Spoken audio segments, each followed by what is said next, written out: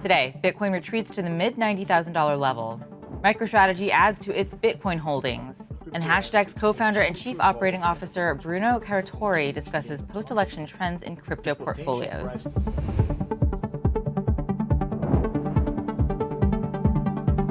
Welcome to CNBC's Crypto World. I'm Tanea McKeel. Crypto markets are mixed this morning. As of noon Eastern, Bitcoin was down 0.5% at nearly $96,000. It languished over the weekend, falling into the $95,000 level after hitting a fresh record Friday, just a couple $100 off the widely anticipated $100,000 mark. Solana also under pressure, losing more than 1.5% after it also hit an all-time high Friday. Ether, the outperformer, climbing 5% to nearly $3,500. Okay, let's talk about the top stories. MicroStrategy announced yet another big Bitcoin purchase. Today, the company disclosed it acquired 55,500 Bitcoins last week for around $5.4 billion. That brings its total holdings to 386,700 Bitcoins. The stock faced some volatility after Citron Research revealed a short position on Thursday, saying MicroStrategy is overheated. As of noon Eastern, the company is down 3.25%, and in 1 week, up 6%. Bernstein hiking its price target on the stock today, though, to $600 from $290, implying another 40% upside at least for those shares. Finally, the SEC continues to experience some shakeups. Commissioner Jaime Lizarraga, the next to announce his departure, he said Friday that he plans to step down January 17th, just a few days before Inauguration Day. Lizarraga implied he's taking the time to focus on family as his wife battles illness. He thanked his fellow commissioners and said he's proud of the agency's accomplishments in advancing Chair Gensler's agenda and in fulfilling the SEC's mission. The announcement came just a day after SEC Chair Gary Gensler said he would resign on Inauguration Day. Investors, of course, anticipate a regulatory shift in favor of cryptocurrencies under President-elect Trump, who campaigned on the issue. All right, for our main story, last week I spoke with Bruno Caratori, Hashdex's co-founder and chief operating officer, about how crypto investors are shifting portfolio strategies after the U.S. election. He also talked about what impact the incoming Congress will have on the crypto industry. All right, Bruno, thank you so much for joining us today. Let's start with what you're hearing from clients in the wake of the election. Obviously, the rally has driven up prices. So what are you hearing from clients, and where is the excitement centered? Is it just Bitcoin? Is it altcoins? Is it ETFs and other products? Tanea, it's great to see you. Yeah, we've been talking to clients a lot for the past few weeks. There's, of course, a lot of curiosity and excitement, especially due to the big price movements, right?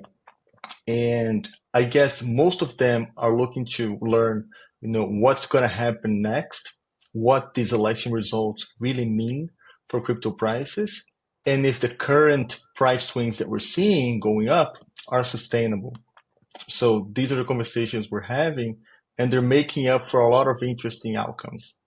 So what is your big takeaway, or your big, your key point for your outlook next year, based on the hopes that are driving the prices up right now?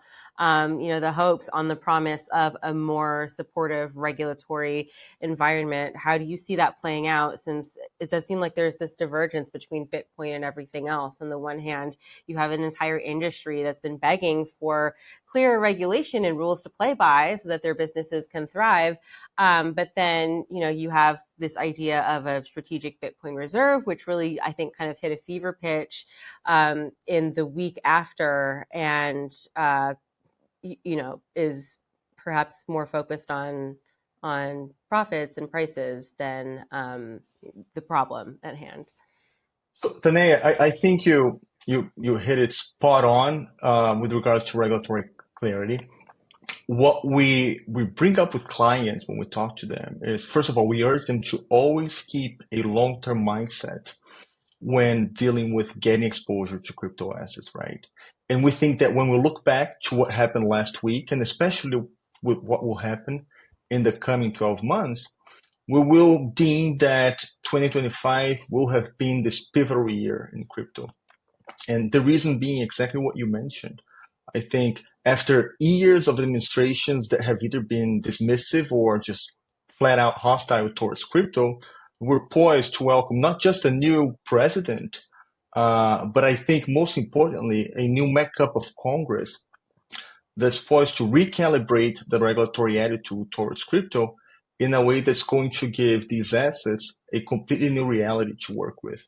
So this is going to take a while to play out, and this is what we're trying to convey to our clients. There will be wide swings along the way, but as the new Congress takes office, as the bills that have been poised to pass Congress for a while in the U.S., both the stablecoins bill, the market structure bill, as they hopefully indeed get enacted, we think that then, more importantly, beyond Bitcoin, assets will have a new environment to thrive. Because the truth is, outside of Bitcoin, Tanea, for years now, there's been this dark regulatory cloud on top of every asset, on top of every project that's seeking to issue a token, either to build a community, to share rewards. But these projects, these teams, have feared the regulatory action from the current administration. And with the new recalibration, we think that this is going to be a lot more transparent, a lot easier for projects to understand, and these projects will be poised to thrive. So it will take a while, but we're conveying to clients that the outlook is very positive in the medium to long term. Well, let's dive into the post-election recap that you published after the election. You argued that crypto will continue to be a political force. You've said that a little bit just now. How much do you think that voters in the U.S. care about crypto, since we've seen conflicting data from the industry that claims it's a key issue for many voters, but then data from the Fed and pollsters that shows that not many Americans actually hold it? Interesting. We've seen this conflicting data too, but I think the unequivocal conclusion, Tanea, from this last election is that crypto is a key issue for the electing body, right? And will continue to be the case. More and more, as individuals and families in the United States become acquainted to the technology, start using it in their day-to-day, they will understand that crypto is something to be harnessed and not combated. And I think we saw the sea change in this last election, but that we expect will continue to grow in the coming elections. The other thing you point out in the report is a generational shift as younger generations become less skeptical of crypto. So some of those in the younger generation are coming into Congress. How much impact do you expect them to have in legislating, especially when you have some of the more powerful figures in Congress as skeptics? It compounds the impact, certainly, Tanea, as it won't surprise you that there's a big correlation between a negative attitude towards crypto and the generation you are. Younger people are more comfortable with new technologies. Younger people are more comfortable with Bitcoin. And as this permeates now government, we think that will continue to have an effect. So that generational shift is certainly a force that, again, it doesn't really play a role in the short term. But as we've been seeing for the last 10 years in crypto or so, it will continue to play a role in the acceptance of the technology, the asset class, and we'll see the results of this across the space.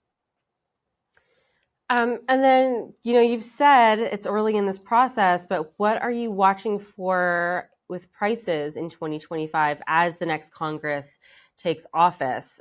You said something about price swings a little bit earlier. So I'll re-ask the question, is there more volatility in the cards as we work through what's coming from Congress? And then especially as you contrast that with the demand for Bitcoin ETFs, which launched earlier this year. They've been really successful, and we're starting to see that demand pick up more and more, especially with the election results. The idea was that, the demand from those ETFs would eventually start to bring the volatility of Bitcoin down. So how do you square those two things, and what are you looking at for 2025? Again, as we comment on prices with our clients, we always urge them to keep the long-term focus in mind. It's hard to predict what happens in the short term. I will note that as early as a couple months ago, options markets had, the implied probability of Bitcoin being at the level it is now, between $90 and $100,000 at just 10%. So you can see how things can change quickly. This has changed in less than a month, I think, Tanea. But here's our message to clients is, as Bitcoin and other crypto assets continue to evolve from a technological standpoint, continue to gain adoption, the potential price increases are really large, in one way of estimating this top down, if Bitcoin becomes indeed a store of value that is as meaningful as gold, it needs to be valued at least $1 million. So this is, of course, if this is poised to happen, it will happen over many years.